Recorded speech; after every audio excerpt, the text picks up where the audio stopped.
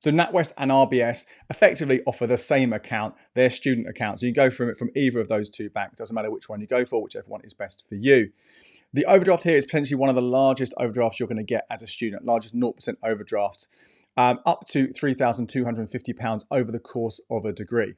What I like about this one is that it staggers the amount you get in that first term, just £500 of an overdraft that first term, which is quite handy because it can be probably quite tempting the first time you go to university to kind of go, I've got access to all this money and all these things are going on and you want to take part of them and you spend on them the money and your overdraft disappears very quickly. So it's quite nice here that you are limited just 500 that first term if you're worried about your money management.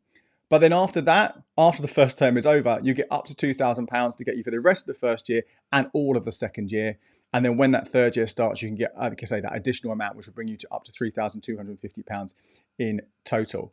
So all around, a decent 0% overdraft, one of the largest ones out there, if that is what you want. Now, the opening offer here has two parts to it. There is £85 in cash, less than they offered last year, which is a bit of a shame, and less than, say, been offered by a couple of other banks.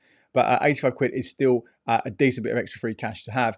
Then you also get a 4-year Tastecard. Now, Tastecards, I'm sure you know this already, basically give you 50% off or 2 for 1 at a number of restaurants. In theory, the full price of this is 80 quid a year. So, for 4 years, that is a huge amount of money that you'd be saving. In reality, though, you can easily pick one of these up for around 30 quid a year. Doesn't mean 120 quid saving over 4 years is a bad thing. It's absolutely not. But again, that's really what his value is there.